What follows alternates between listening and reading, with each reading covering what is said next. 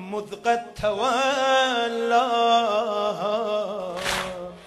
بالفقد أبلاها بالفقد أبلاها نادت أباها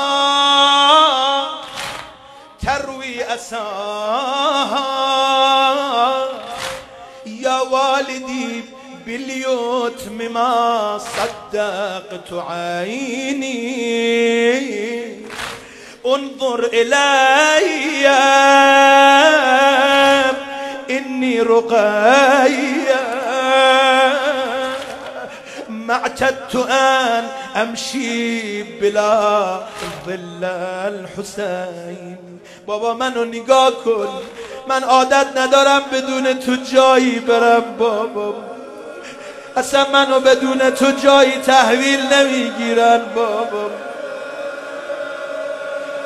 یبقى سؤالی فی فؤادی ما نسا من الذي أيتمني يا أبتا من الذي أيتمني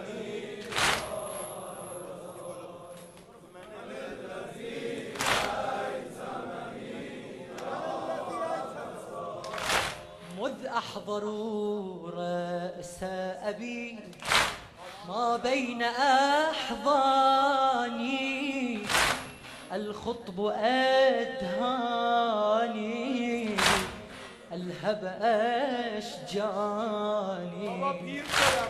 مذ أحضروا رأس أبي ما بين أحضاني الخطب أدهاني الهب أشجاني. ناديت فاسمع صرختي آه بأحزاني الوصف أعماني للموت أرداني للموت أرداني. رأس الحسين أمام عيني رأس الحسين أمام عيني من نحره حز مقطوع الوتين کی رگاتو بریده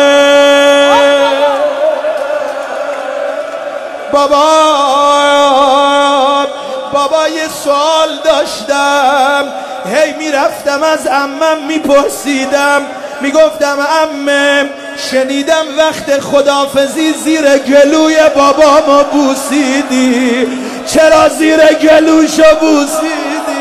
حالا دارم میبینم حسین